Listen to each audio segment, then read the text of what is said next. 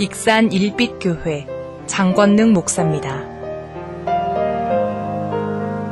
익산 일빛교회 장권능 목사님 주일 낮 예배 말씀. 고린도전서 3장 10절에서 17절. 나는 하나님의 성전 건축자. 하나님의 은혜로 2025년 한 해를 주의 은혜 가운데 시작하게 하시고 어느덧 또 6월 이렇게 마지막 주 예배를 드리면서 상반기를 결산하게 되었습니다.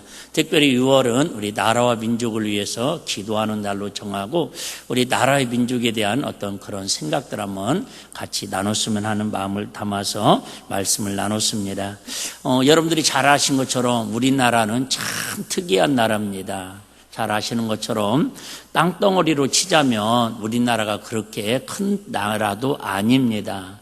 더군다나 우리나라는 러시아, 옛날에는 소련이었죠.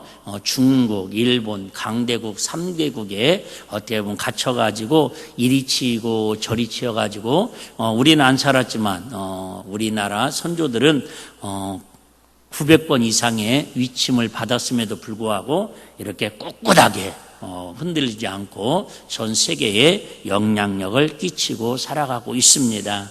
물론 우리가 이 땅에 살고 있으니까 뭐 이런 것도 불만을 표하고 저런 것도 막 불만을 표하고 엊그저께도 어떤 분하고 얘기했는데 진짜 우리 대한민국은 정치만 잘하면 진짜 좋은 대한민국인 것 같아요. 길도 잘 뚫려 있죠. 인터넷 잘 되죠. 진짜 먹을 거 풍성하지요. 갈 곳 많지요. 그런데 이 어려운 가운데서도 우리나라 이렇게 900번 이상의 위침을 받으면서도 이렇게 좋은 나라가 될 수 있었던 것은 무엇일까? 제가 한번 생각을 해봤습니다. 첫 번째는 당연히 오늘 10절에도 말씀하는 것처럼 하나님의 은혜인 줄로 믿습니다. 이건 우리끼리 하는 얘기고 또 안 믿는 사람들은 안 믿는 사람이든 믿는 사람이든 제가 볼 때는 우리나라는 다 같은 나라들도 마찬가지고 우리나라는 특별히 애국심이 특심인 나라인 것 같아요. 저는 애국심이라고 해야 저는 매일 나라와 민족을 위해 기도하자고 외치는 것입니다. 그런데 우리 선조들 보면 일제시대 때도 마찬가지고 6.25 사변 때도 마찬가지고 여러분 일제시대 때 안중근 의사나 윤봉길 의사나 이분들은 영화 같은 걸 이렇게 제가 옛날에 하얼빈이라는 그 영화를 작년인가 봤거든요. 근데 누가 봐도 어떻게 보면 일본하고 우리가 이렇게 독립운동하고 폭탄 하나 터뜨린다고 해서 독립이 될 희망이 솔직히 0.001%도 안 됩니다. 확률적으로.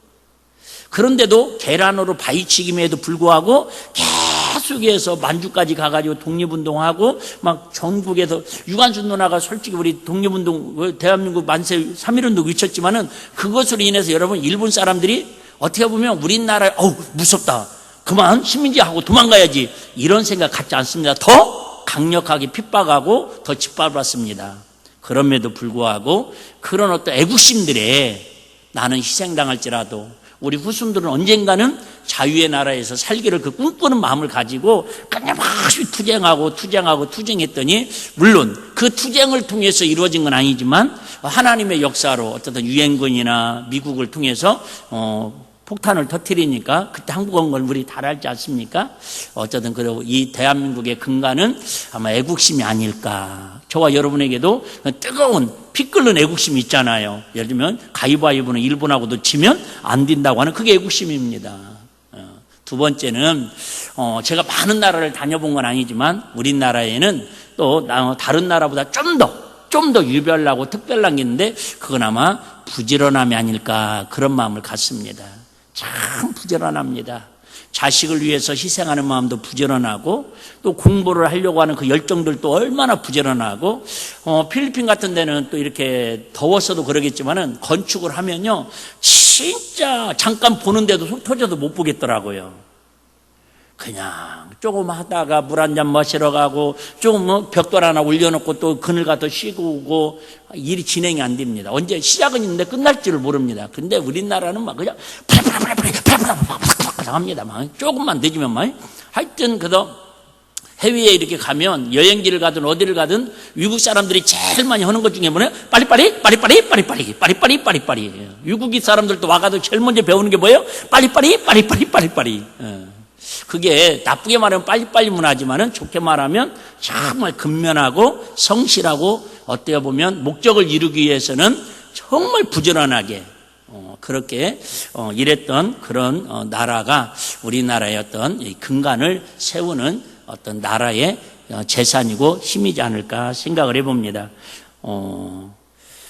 오늘 9절에 보면 이런 말씀이 있습니다. 우리는 하나님의 동역자들이요 너희는 하나님의 밭이요 하나님의 집이니라. 저와 여러분들은 원하든 원치 않든 하나님하고 뭐 하는 사람이래요? 동업자래요. 그러니까 하나님 나라가 잘 되면 우리도 이익이 있는 거고요. 우리가 또 이익이 잘 되면 하나님도 이익이 남는 거기 때문에 즉 우리는 서로 동업자니까 하나님하고 잘 어떤 이익을 남길 수 있도록 같은 그런 마음을 가져야 하는데 그 다음에 또 하는 얘기가 뭐냐면 우리는 하나님의 밭이요 그 다음에 하나님의 집이라고 표현하고 있습니다. 그래서 오늘은 사실은 뭔 얘기하려고 하냐면 이 나라도 이렇게 물론 국가를 재건하고 건축하는 데에도 국민의 어떤 근간이 있는 것처럼 우리 신앙생활에도 하나님의 어떤 집이라고 표현하고 있습니다. 그래서 조금 이렇게 건축물에 대해서 제가 한번 이 부분을 좀 보시고 본론적인 우리 성전의 건축이 갖는 의미가 뭔가 하면 살펴보려고 합니다. 우리나라에 최고로 건축비를 많이 들여서 지은 건물이 혹시 어떤 건물인지 아십니까? 원래 저녁 예배 때 퀴즈를 내야 하는데 낮에는 그냥 생각만 하십시오. 가보신 분들도 있고 안 가보신 분들도 있겠죠. 한 번쯤 들어봤을 거예요. 롯데타워가 우리나라에서는 건축비가 가장 많이 들어간 건축물이라고 그럽니다. 세계 5위랍니다. 그러면 전 세계에서 건축비가 가장 많이 들여서 지어진 건물은 어떤 건물일까? 이게 오늘의 퀴즈인데 제가 정답을 알려드리겠습니다. 당연히 롯데월드는 아니겠죠. 미국의 백악관도 아닙니다. 사우디에 가면 메카라는 걸 들어보셨죠? 메카. 거기에 보면은 아브라즈 알바이트라고 하는 건물이 있는데 우리 롯데월드보다도 롯데 타워보다도 무려 5배 이상 17조 건축비만 5천억을 들여가지고 지었답니다. 제가 이렇게 설교를 준비하면서 이런 검색을 하면서 놀라운 게 전 세계에 가장 건축비를 많이 들인 그런 건물이 하필이면 알라신을 섬기는 그 신전이 최고 비싼 건물이더라는 거예요. 이따 한번 들어보십시오. 그러면 좀 더 나가볼게요. 우리 건물에는 이게 뭐랄까 시세가 있고 자산의 가치가 있습니다. 이거 중요한 건 아니에요. 그냥 이거 할 때는 졸아도 괜찮아요. 근데 이거 할 때는 막 집중하다 있다 영적인 얘기할 때는 졸리더라고. 신기하죠? 자, 건축을 할 때 저 건축물의 가치를 따질 때는 첫 번째는 어디에다가 중심을 둬야 하냐면 어디다 짓느냐가 그 가치를 따집니다. 자, 그냥 웃자고 하는 얘기예요. 만약에 우리 일빛교회가 저 강남의 압구정동이나 대치동이나 청담동 쪽에 우리 교회가 있으면 아마 자산 가치는 그렇죠. 아마 여러분들이 지금 예를 들면 웃자고 하는 얘기라고 그랬어요. 임대 아파트를 살든 월세를 살든 20평을 살든 30평을 살든 지금 여러분들이 살고 있는 그 평수가 좀 전에 말씀드렸던 강남 대치동이나 압구정동에 그 평수 그대로만 옮겨놓을 수만 있다면 여러분은 상당히 대한민국의 상류층입니다. 자료를 검색해 보니까 압구정동, 대치동 그쪽은요 40년 된 아파트 30평 정도 되는데 비싼 데는 100억까지 간답니다. 미쳤죠? 여러분 그 건물에 건축비가 많이 들어간 게 아니라 그 건물의 자산 가치는 어디에 위치하느냐에 따라 이렇게 가격 차이가 달라집니다. 즉 터가 중요하다라는 거예요. 터가. 여러분들이 지금 벌써 이제 설교 들으면서 아까 성경 읽을 때 터가 나왔었는데 여러분들이 빨리빨리 이렇게 연결시키면 수준이 있는 겁니다. 두 번째는 건축의 그 자산의 가치를 따질 때에 자재, 즉 어떤 자료, 어떤 자재를 쓰냐에 따라서 그 상품의 가치가 달라집니다. 우리가 살펴보는 것처럼 성경에 나오는 최고로 비싼 건물은 어떤 건물이에요? 당연히 솔로몬 성전입니다. 계산하기 복잡하니까 금 들어간 숫자만, 금이 얼마만큼 들어갔냐면 3,700톤이 들어갔습니다. 이게 3,700톤이면 우리 1톤 화물차 있잖아요. 3,700대를 금으로만 실어가지고 쭉 줄 세운 만큼 들어갔습니다. 이처럼 재료를 뭐를 쓰느냐에 따라서 그 건물의 가치가 달라집니다. 제가 이렇게 신방을 다녀보면은 아파트마다 이렇게 신방 가보잖아요. 그럼 벌써 조금 고급 아파트들은 느낌이 좀 더 좋은 자재를 썼네? 이런 느낌이 있습니다. 그런데 그 정도가 아니라 아주 최고의 자재를 쓰면 비싸집니다. 세 번째는 어떤 용도로 그 건물을 짓느냐에 따라서 가격이 또 달라지기도 합니다. 이 부분은 좀 이따 말씀드리겠습니다. 네 번째는요, 그 다음은 별 중요한 건 아닌데 그래도 좀 가치를 따지면 중요합니다. 누가 설계하고 누가 건축을 했느냐에 따라서 건물의 또 가치가 달라집니다. 예를 들면 저희 앞에 이 강대상을 이렇게 우리가 이렇게 공사를 하는데 다른 이렇게 뭐랄까요, 이렇게 건축 이렇게 목수들을 보니까 이렇게 좀 이렇게 초보자들은 15만 원 정도 인건비를 책정해서 이렇게 일을 하시더라고요. 조금 연장 갖고 와서 좀 기술이 있는 분들은 하루 일당 25만 원 정도. 우리 공사할 때 그랬습니다. 그런데 우리 그 공사를 총 책임하는 그분이 목사님, 이 강대상 제작을 할 때는 그런 목수로는 안 되고 최고로 비싼 목수를 써야 합니다. 어쩔 수 없습니다. 강단이니까. 이게 보기에도 좀 고급지게 한 것 같지 않아요? 그게 그거구만요, 목사님. 그게 그겁니다. 그 얼마냐고 그랬더니 저기 어떤 교회 장로님이 이런 쪽에 전문가신데 하루에 45만 원의 일당을 줘야 한답니다. 그래서 우리가 하루에 끝내기 위해서 우리가 막 데모들을 열심히 뒤에서 다 해서 끝냈습니다. 무슨 얘기냐면 똑같은 기술자임에도 같은데 어떤 기술자가 일을 하느냐에 따라서 가격이 2배 이상 차이가 나는 경우도 있더라, 그 말입니다. 그래서 누가 설계하고 누가 짓느냐에 따라서 가격 차이가 또 달라집니다. 제일 중요한 것은 여러분 이거 5가지 잘 기억하면 오늘 설교 다 대립만 하면 끝나는 거예요. 대입만 하면. 제일 중요한 건 5번째는 아무리 비싼 집이고 아무리 좋은 자재로 아무리 좋은 땅에다 지었어도 누가 거기에서 사느냐에 따라서 그 건물의 가치가, 평가가 달라집니다. 자, 예를 들면 1,000억짜리 건물에 그럴 리는 없겠지만 도둑놈들이 살고 있는 아지트로 쓴다고 합시다. 그의 건물은 가치를 쳐요, 안 쳐요? 안 칩니다. 한 김에 좀 더 나가볼게요. 이제 이걸 종합적으로 해서 한번 들어보실래요? 유럽에서, 이걸 종합적으로 해서 유럽에서 최고로 이처럼 치면 가치 있는 건물이 어떤 건물일까 제가 검색을 해봤더니 프랑스에 있는 에펠탑이라는 건축물이 가장 가치가 높답니다. 무려 617조. 그냥 상상을 초월하는 거죠. 우리나라 예산이 올해 673조입니다. 그런데 보시는 것처럼 거기에는 사람이 살 수 있어요, 없어요? 사람 살 수도 없습니다.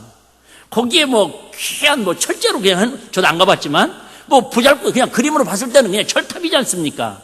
그런데 그 가치는 아까 얘기했잖아요. 여러 가지 종합적으로 입장료만 해도 하여튼 뭐 하루에 뭐 8천만 원이지 8억이든 하여튼 어마어마합니다. 그 가치가 제일 높답니다. 두 번째 건물은 그보다 한 5배 정도 조금 가격은 떨어지는데 저는 여기는 가서 보긴 봤습니다. 안에는 들어가지 못하고 겉에서만 봤습니다. 여러분들도 한 번 정도 이슈각이 들었던 그 건물인데 뭐냐면 콜로세움이라고 하는 원형 경기장입니다. 고대에 지어졌던. 지금은 너무 허스름해져가지고 위험해가지고 안에는 몇 사람 외에는 하루에 들어가지도 못하고 우리는 웬만한 관광객들은 바깥에 이게 콜로세움입니다. 사진 인증샷 찍고 오는 코스입니다. 그런데 이게 가치가 129 구조라고 합니다. 세 번째까지만 얘기하고 오늘 보면 빨리 넘어갈게요. 저는 이 건물에 상당히 관심 있는데 언젠가 한번 가보고는 싶은데 못 가도 괜찮습니다. 여기는 스페인에 있는 가우디라고 하는 그 설계사가, 유명한 설계사가, 한 번쯤 들어보셨잖아요. 이렇게 여행 프로 좋아하는 사람 다 들어보셨고, 파밀리아라는 그 성당이 있는데 여기도 한 120조 되는 그런 가치를 일단, 여기는 어쨌든 입장료만 해도 몇만 원씩 내는 곳입니다. 다시 얘기합니다. 저와 여러분들은 오늘 9절에 뭐라고 말씀하셨다고요? 하나님의 집이라는 거예요. 우리는 롯데타워, 제가 그때 집회 갔을 때 목사님이 이렇게 티켓을 끊어줘갖고 정확한 가격은 모르는데 거의 한 2만 원대 이쪽 저쪽 했던 것 같아. 입장료가 전망대까지 올라가는 데가. 좀 할인은 카드도 있고 하겠는데 그게 중요한 건 아니잖아요. 저와 여러분들은 10억짜리 아파트에는 살지 못할지라도 금은 보석으로 단정리 그런 집은 살지 못할지라도 뭔가 확실한 건 세상 사람들은 초라하게 볼지 모르고 때로는 나이는 먹어가지고 육신은 연약해 보이고 때로는 오늘 아침도 굶어가지고 뱃속에는 꼬르꼬르 소리가 나고 혹시 그럴지라도 확실한 것은 하나님의 기준으로 하나님의 가치로는 저와 여러분들은 하나님의 성전이라는 거예요. 할렐루야. 여러분 이 사실만 깨달아도 실산도 저와 여러분들은 에펠탑 617주보다는 가치가 더 있다 없다? 더 있다. 물론 세상 사람들은 에펠탑이 훨씬 소중하다고 하겠죠. 우리 한 사람 병들어도 죽어도 장다 치러도 관심도 없겠죠. 그런데 확실한 것은 하나님이 보실 때에 에펠탑보다는 롯데타워가 불나가지고 무너지는 것보다 저와 여러분들이 신앙이 무너지고 믿음이 무너지고 하나님 마음을 아프게 하고 믿음으로 살기보다는 그 마음을, 그 모습을 우리 하나님은 더 관심 갖고 더 애타하시고 더 마음 아파하신다 그 말이 할렐루야. 여러분 이 정도만 돼도 우리가 하나님의 자녀로 우리가 믿음 생활하는 가치가 얼마나 우리가 대단한 자부심을 가져야 할 말, 역사적인 사명이 있지 않냐 그 말이죠. 할렐루야. 알고 보니 대단한 사람이네. 시작. 진짜 대단한 사람들입니다. 여러분 우리가 알면서 서로 인정을 안 해줘서 그러지 다 알아요. 온천하보다도 귀한 분들이라는 거. 여러분 에펠탑 무슨 롯데타워, 여러분 하나님 볼 때 그것들은 여러분 후 불면 재만도 묻은 것들이에요. 근데 저와 여러분들은 온천하보다 귀한 존재들이 할렐루야. 자, 그걸 전제로 해서 오늘 말씀을 드리도록 하겠습니다. 그 하나님의 집이라는 거예요. 근데 하나님의 집인데 그러면 에펠탑을 관리하는데 얼마나 들을까? 롯데타워를 관리하는데 관리비면 얼마나 들을까? 저와 여러분들은 하나님의 성전인데 과연 얼마나 관리를 하려고 애쓰고 수고하는가 한번 생각해 보면 어메 여기서부터 심각한 문제가 생기네. 거의 시골 빈집 관리하듯이 그냥 자녀들이 그냥 한 달에 한두 번 그냥 빈집 이렇게 둘러보러 오는 것처럼 혹시 일주일에 한두 번 교회 와가지고 하나님 내가 하나님의 성전입니다. 내가 이래봐도 에펠탑보다 더 귀한 존재라고 목사님 그러는데 제대로 잘 지금 있습니까? 전기 들어오고 있습니까? 이렇게 관리하고 살아가면 안 되지 않겠느냐라는 마음을 갖습니다. 다시 얘기할게요. 여러분 학도병들이 6.25 사변 때 그 중학생 고등학생들이 총도 쏠지도 모르는데도 그냥 나라를 위해서 전쟁터에 오라고 하니까 다 애국심에 가서 총알바지 했지 않습니까? 그것처럼 어떻게 보면 여러분들이 때로는 나는 총 쏠 줄도 모르고 나는 진짜 어떤 나라도 윤봉길 의사처럼 그런 폭탄 터뜨릴 용기도 없지만 어떻게 보면 그 애국심들이 다 있는 것처럼 하나님을 사랑하는 마음, 내 안에 계신 성령님께서 내 안에 내주하시고 계시는 그 하나님의 마음을, 사랑하는 마음을 가져야 우리가 하나님의 성전으로서 더 거룩하게, 더 아름답게 하나님의 은혜를 받고 또 우리 주님 나라가 오늘 본문에 보니까 상과 멸류관을 받는다고 약속하고 있더라 그 말입니다. 할렐루야. 자, 한번 보도록 하겠습니다. 자, 그러면 13절 먼저 한번 보겠습니다. 13절. 자, 13절 뭐라고 얘기하냐면 이렇게 얘기합니다. 자, 각각 공력이 나타날 터인데 그날이, 여기서 그날은요 예수님이 재림하셔가지고 심판할 때입니다. 공력을 밝히리니 이는 불로 나타나고, 심판은 뭘로 한다는 걸 알 수 있겠어요? 불로 심판한다는 거죠. 자, 불은 여러분 아시죠? 두 가지의 특별히 기능이 있습니다. 첫 번째는 불은 생각 위로, 불은 태워가지고 뭐예요? 정화시켜서 깨끗하게 하는 역할이 있습니다. 예를 들면, 자, 지저분한 거, 더러운 거 다 어디다 갖다 버려요? 쓰레기장, 소각장. 예. 소각장에다 갖다 버리면요, 불태우면 뭐예요? 불순물이, 더러운 것들이 싹 없어집니다. 포항제철 용광로도 마찬가지로 불로 뜨겁게 하면요, 불순물이 싹 빠져나오고, 철만 나온다고 그러잖아요. 여러분, 불로 태운다라는 것은 불순물을 제거한다라는 거예요. 두 번째, 불은 뭔 거 있어요? 태우는 역할이 있잖아요. 소화력 있잖아요. 소화. 불태우는. 자, 각 사람의 공력이 어떠한 것을 시험할 것임이라 좀 더 볼게요. 자, 만일 누구든지 그 위에 세운 공력이 그대로 있으면 뭘 받고요? 상을 받고. 자, 저와 여러분들이 계속 얘기하는 거예요. 에펠탑 생각하면 안 돼요. 저와 여러분들은 누구라고요? 하나님의 성전이다. 두 번만 시작. 나는 하나님의 성전이다. 나는 하나님의 성전이다. 근데 이 성전은 뭐 해야 한다라는 거예요? 똑같아요. 어디에다 집을 지어야 한다라는 거예요? 터 위에다가. 어디 터 위에다 집을 짓느냐가 중요한 거예요.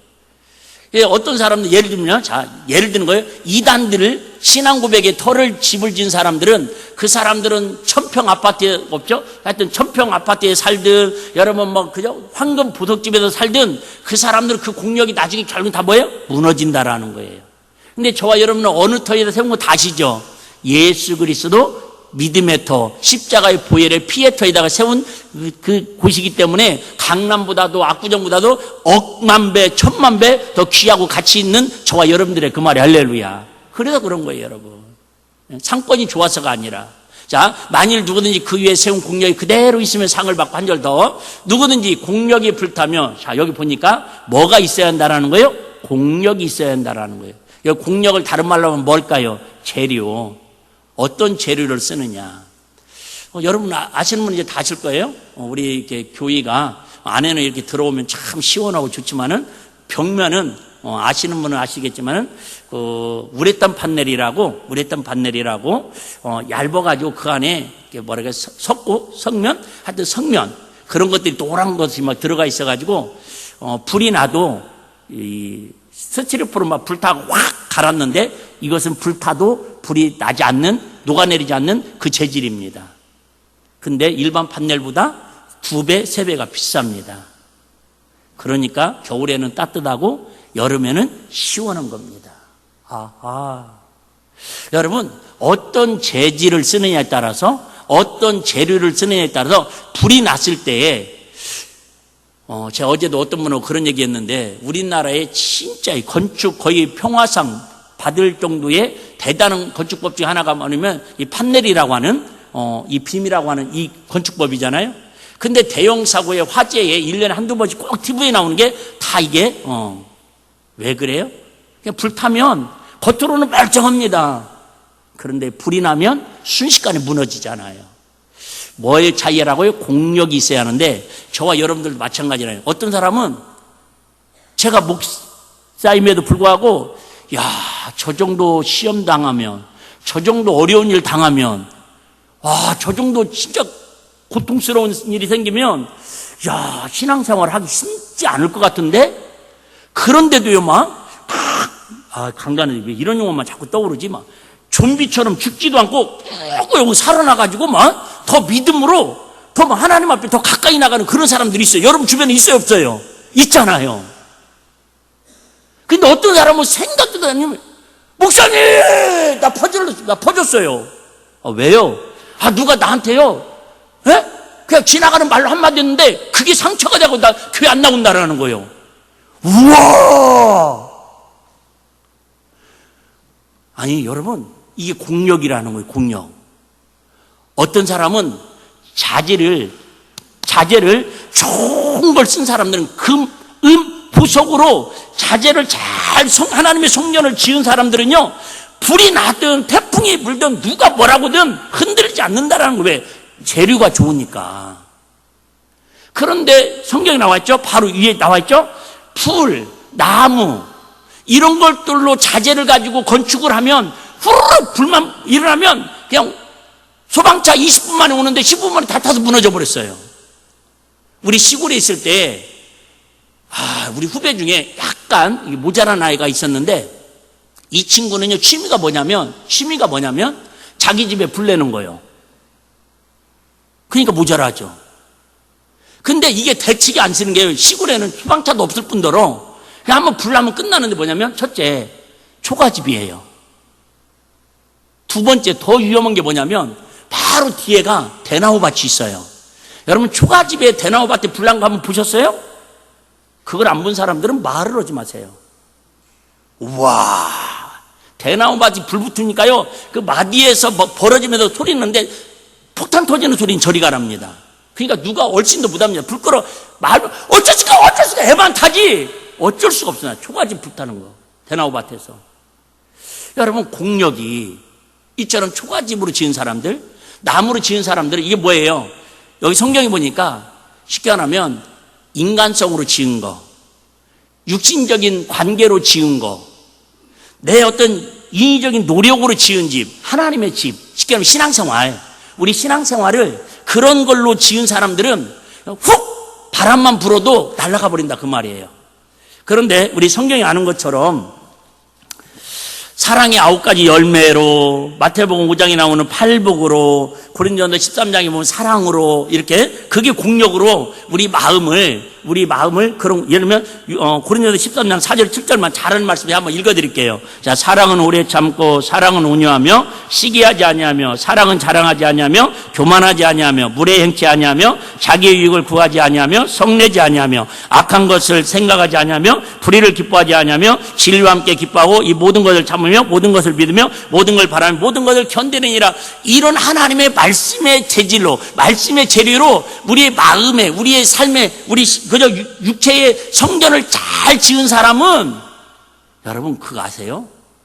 지구촌에 제일 아까 얘기했던 비쌌던 건물이 솔로몬 성전이라고 그랬죠. 제가 이것도 검색을 해보니까요, 참 자료마다 다 다르더라고요.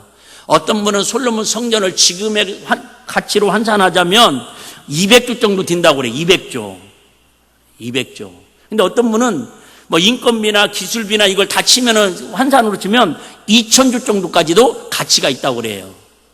그렇게 화려하고 금만 3700돈이 들어간 그 건물도 예수님께 뭐라고 말씀하셔요? 돌 위에 돌 하나도 남기지 않고 싹 무너뜨린다라는 거예요. 그 말은 무슨 얘기예요? 솔로몬 성전보다 7년 들여서 그 귀한 것으로 지은 솔로몬 성전보다 저와 여러분들이 더 뭐예요? 귀하고 가치 있다라는 거예요. 왜요?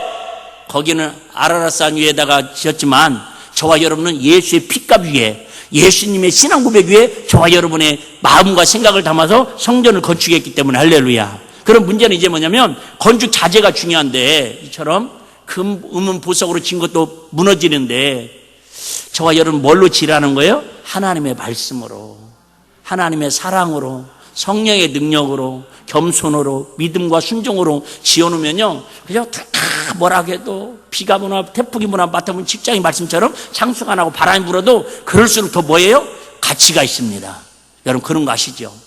여러분 진짜 귀한 향수는, 귀한 생수는요, 그런 거 있잖아요. 올해는 양파가 좀 농사가 잘 되는 것 같더라고요.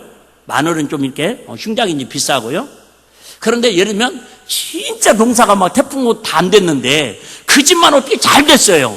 그럼 여러분, 다른 사람들은 더 흉작이지만 그 흉작을 통해서 잘 된 사람은 가격이 2배, 3배 더 받을 수 있는 것처럼, 진짜 이 어려운 시대에, 환난의 시대에, 마귀가 정말 특세하는 시대에 저와 여러분이 하나님이 기뻐하는 성품, 하나님이 기뻐하는 성전의 재료를 좋은 재료로, 사랑으로, 믿음으로, 섬김으로, 인내로, 온유로, 충성으로, 배고픈데 언제 하면 하시려고 아껴놓는지 나도 이해가 안 되지만은, 그래 놓으면 여러분, 도리어 세상이 악할수록, 세상이 정말로 거짓 선자가 난무할수록, 난리와 소문이 종말의 시대에 가까우고 하나님의 경고의 소리 들려올수록 그 사람을 주님께서 뭐요? 다니엘처럼 더욱더 빛나게 하나님 영광을 위해서 마지막 때에 쓰시겠다 그 말이 할렐루야. 제가 이렇게 설교하면서 느끼는 건데, 그냥 어느 정도 이렇게 얼토당토하는 얘기를 하면 아멘도 잘 나오는데, 아유, 나 같은 걸 어떻게 하나님 쓰시겠어요? 아까 얘기했잖아요. 쓰고 안 쓰고는 다음이고, 여러분, 에펠탑이 뭐가 귀해서 거기 대통령이 사는 거 아니라니까요. 그냥 그 자체가 상징성이 있었고, 거기 들어가려면 몇만 원 내고 들어갔다 와야 한다니까요. TV로 보면 공짜인데, 가서 거기 가까이 가서 보려면, 여러분, 마찬가지라니까. 멀리서 볼 때는 저와 여러분들이, 볼품 없는 것 같아요. 힘도 없는 것 같아요. 그저 그렇잖아요, 뭐. 그런데 여러분, 현미경, 예수님의 피를 가지고, 예수님의 사랑을 가지고 여러분 한 분 한 분 영혼을, 그 심령을 살펴보면요, 5천하보다 귀한 존재들의 할렐루야. 있는 자체가 여러분 그 하나님의 영광을 위해 사는 거예요. 할렐루야. 세상에 물들지 않고. 오늘도 이 은혜 자리를 지키고 있는 자체만으로도 귀한 거라. 진짜 귀한 보석들은요, 가만히만 있어도 보러 온다니까. 어헐. 그게 문화재예요. 그게 문화재. 문화재가 미국으로 갔다 영국으로 갔다 돌아다녀봐요. 그거 미술품이지 문화재는 아니요. 문화재는 남대문이 됐던 거죠. 여기 밀사탑이 됐던 석굴암이 됐던 그냥 꽉 있는 거야. 여러분, 세상에 아무리 요동치더라도 우리 예수님의 터 위에다가 믿음을 굳게 세워가지고, 근데 집에도 가지 말고 직장도 가지 말라는 게 아니라 신앙의 믿음에 굳게 서가지고 세상 사람들이 저와 여러분을 바라보면서, 야, 역시 예수 믿는 사람은 저런 가치가 있다고. 입장료는 호주머니에다 넣고 가서 써지는 않더라도 정말 그런 자부심을 갖고 영적으로 우리 살아가자, 그 말이 할렐루야. 자, 그러면 우리 안에 성령님께서 만족하신 성년을 어떻게 하면 지어갈 수 있겠습니까? 10절 11절 자, 한번 빨리 읽겠습니다. 내게 주신 하나님의 은혜를 따라 내가 지혜로운 건축자같이 터를 닦아두매 다른 이가 그 위에 세우나 그러나 각각 어떻게 그 위에 세우기를 조심할지니라. 이 닦아둔 것 위에 능히 다른 터를 닦아둘 자가 없으니 이 터는 곧 누구라고요? 예수 그리스도. 두 가지 기억하십니다. 자, 우리는 부족해요. 그럼에도 불구하고 하나님이 성전으로 삼으신 것은 첫 번째는 뭐예요? 하나님의 은혜고요. 두 번째는 저와 여러분을 어디다 갖다 놔도 터가 예수 그리스도의 터 위에다 놓았기 때문에 지구촌의 가장 비싼 땅, 돈 주고 살 수 없는 땅으로 표현하면 안 되지만은 그 터가 집터도 아니고 박물관 터도 아니고 청와대 터도 아니고 예수 그리스도의 터 위에, 신앙 고백 위에 저와 여러분을 지어졌기 때문에 여러분 어쨌든 우리는 내 안에 계신 성전을 귀하게 여겨야 한다, 그 말이 할렐루야. 두 번째는 여러분, 그러면 어떻게 나를 하나님의 성전으로 세워갈 수 있을까? 어떻게 세워갈 수 있을까? 간단합니다. 우리 다 아는 얘기예요. 자, 12절 13절 제가 한번 다시 읽겠습니다. 12절입니다. 만일 누구든지 금이나 은이나 보석이나, 자, 금, 은, 보석, 한마디로 말하면 뭐예요? 공통점 있죠. 변하지 않는 거. 금은 뭐 가치는 좀 달라요. 무슨 얘기예요? 내가 예를 들면 권사로서, 내가 목사로서, 집사로서 직분에 따라서 충성하는 거나 뭐 믿음생활 봉사하는 거나 가치는 다를 수 있어요. 하는 직임은 다를 수 있어요. 그런데 뭐예요? 하나님의 사람이라는 그 존재는 달라지지 않는다, 그 말이죠. 변치 않는다, 그 말이에요. 자, 그 다음에 두 번째는요, 나무나 풀이나 집으로. 이것들은 뭐예요? 아무리 화라고 보여도 겉으로 봤을 때는 멀쩡한데 결국은 불이 나면 뭐예요? 싹 타버린다라는 거죠. 제가 고등학교 2학년 때인가 소풍을 갔는데요. 어디로 갔냐면 그 다음부터 제가 거기를 잘 안 가려고 그러는데 전주 동물원을 갔어요. 전주 동물원 쪽을 갔는데 그 당시에 그랬어요. 이게 뭐랄까 벤치가 있는데 이게 나무로 이쁘게 이렇게 기둥도 세워놓고 나무로 이렇게 벤치를 만들어놨더라고요. 고등학교 2학년 때니까 뭐 그런 거 있잖아요. 이런 거 이렇게 하고 있잖아요. 그다음 이렇게 기둥이 있길래 주먹으로 빡 쳐봤어요. 한번. 빡 쳐도 뭐 죽게 살기로 쳤겠어요. 아무리 나무라고 하지만. 와, 치는 순간에 그런 거 있잖아요. 나무를 치는 느낌하고 콘크리트를 치는 느낌하고 이 손가락이 느끼는 강도가 다르대요. 나는 그냥 나무 무늬로, 그냥 나무 색깔로, 나무 그 표시로 이렇게 해놓으면은 다 나무인 줄 알았지. 야, 도시 사람들이 영리에 진짜 야가 빠졌대. 도시 사람들이 야가 빠졌어. 세상에 콘크리트 위에다가 나무 모양을 해가지고 진짜보다 더 진짜처럼 해놨잖아요. 야, 한 번씩 가면 놀래거든요. 이것도 여러분들이 볼 때는 조화인지 생화인지 구분이 잘 안 될 수 있을 거예요. 여러분, 겉이 무늬는 또 그런 생각 드는 거예요. 말로는 맨날 목사라고 그러는데 예수 믿는 하나님의 자녀라고 성도라고 그러는데 겉은 썩어져 있는 또 진짜 콘크리트면서 겉은 나무 모양이냐? 그렇게 내가 남들은 지금 속이고 예수님 제일 싫어하는 게 바리새인 속이는 거 뭐예요? 그 위식하고 위선 떠는 거잖아요. 혹시 내 마음은 그런 건 아닐까? 공력이 무너지는 걸로 집을 지면 안 된다라는 거예요. 근데 공력이 뭐 아까 있잖아요. 인본주의. 인간적인 생각으로 하는 건 여러분 언제 시험 들어도 시험 들고요. 언제 무너져도 무너집니다. 제가 이렇게 설교 준비하면서 우리 한국 교회사를 잠깐 보면서 참 가슴이 와닿더라고요. 우리 올해가 우리 올해가 선교사님들이 우리나라에 들어오신 지가 140주년이래요. 뭐 그렇게 길다면 길고 짧다면 짧은데, 근데 처음에 여러분 뭐 공부 안 해봐도 아시죠? 우리나라에 선교사님들이 들어왔을 때 초대 기독교가 우리나라 환영을 받았을까요? 배척을 당했을까요? 엄청나게 배척을 당했습니다. 얘기잖아요. 토마스 선교사님 같은 경우는 흥선대원군의 세국 정책에 의해서 우리나라에 발도 붙이지 못하고 제물포 앞에서 목배임을 당해서 순교당했잖아요. 그렇게 철저하게 그 중에 하나가 뭐냐면 우리나라는 뭔 사상이 있어요? 불교 사상이 아니라 정확하게 유교 사상입니다. 불교는 제사 문화가 아니에요. 유교가 제사 문화입니다. 근데 우리는 막 혼돈해서 그냥 불교로 다 쓰는 거죠. 그런데 기독교인들이 제일로 배척당한 것 중에 하나가 뭐냐면 조상님들 못 알아보고 제사를 안 지낸다라는 이유 때문에 제일 배척을 많이 당했습니다. 기독교는 인륜을 파괴하는 종교라고 악평했습니다. 이런 기독교인들에게 언제부턴가 성도라고 하는, 즉 거룩한 사람들이라는 이름을 지어준 사람들이 누구냐면 바로 그 박해했던 유교인들이었습니다. 어떤 일이 있었냐면 우리나라에 여러분들도 들어는 봤을 거예요. 우리 집에도 그런 분이 있었는데 그 당시에는요 연병, 장티푸스, 전염병 이런 것들이 한번 이렇게 돌면은 6개월 만에도 죽고 2년 만에 죽고 우리 집에도 3명 죽었거든요. 네. 이렇게 돌면요 전염병이 돌면 그냥 장례를 치러야 하는데 집에 들어가면 연병이 걸릴까 봐 사람들이 부모들조차도 자식이 죽었으면 어쩔 수 없지만은 무서워하고 장례 치르는 걸 두려워합니다. 이 여름날에 주로 그런 수질병 같은 게 연병이 도는데 하루 이틀만 지나면 막 송장 썩는 냄새가 납니다. 그러니까 누구도 장례를 치르려고 하지 않아요. 그런데 언제부턴가 이 밤만 되면 누군가 송장 썩는 거 가는 곳에서 연병으로 죽은 사람들을 장례를 치른다는 소문이 바닥에 퍼지기 시작합니다. 이상하다고 여긴 유교인들이 살며시 밤에 현장에 가서 살펴봤습니다. 그때 뭐라고 했냐면 야수교라고 했습니다. 야수교. 들어는 보셨을 거예요. 야수교로 불리던 예수 믿는 사람들이 썩어가는 송장을 정성껏 씻고 여문에서 장례를 치르고 있었습니다. 그때부터 유대교인들은 유대교인은 이스라엘이고 유교인들은 기독교인들을 향해 성도라는 이름을 붙여주었습니다. 저 사람들은 거룩한 사람들이야. 예수 믿는 사람들을 다른 말로 말하면 저 사람들은 성스러운 사람들이야. 친척도 전염병에 옮을까 봐 몰려하는 사람들을, 시신을 예수 믿는 사람들이 가가지고, 그래서 옛날에는 시골의 목사님들이 다 초상집에 가고 염도 다 하고 그랬습니다.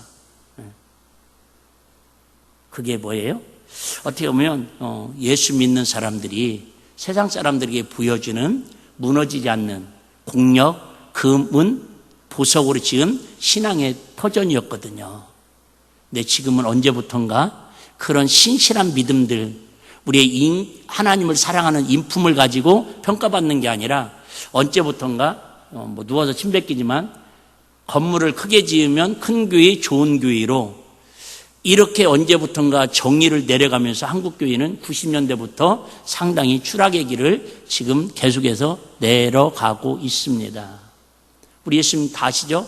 두세 사람이 모인 곳에 내가 너와 함께하리라. 그래서 정확히 말하면 교회는 이 건물이 교회가 아니라 저와 여러분들 한 분 한 분이 하나님의 교회요, 하나님의 성전이기 때문에 어쨌든 1년 중에 또 상반기 6월도 정말 믿음으로 산이냐고 애쓰고 수고하고 잘 달려오셨는데 아마 이제 7월 달은 또 더 무더워지고 장마도 오고 또 아마 좋은 일들이 많았으면 좋겠지만 또 세상은 또 쉽지 않을 겁니다. 그럼에도 불구하고 무너질 세상 것들에 너무 귀 열어놓지 마시고 너무 발을 빨리 그쪽으로 달려가지 마시고 우리는 조금 군뱅이처럼 거북이처럼 더딜지라도 하나님의 말씀의 터 위에 예수 그리스도의 믿음의 터 위에 누가 뭐라 해도 나는 에펠탑보다 더 가치 있는 존재라는 그 믿음 위에다가 저와 여러분의 신앙 고백을 믿음과 순종과 사랑과 온유와 인내 오래 참음과 인내와 어떤 덕을 세워가지고 정말 여러분 가정이 천국 띄고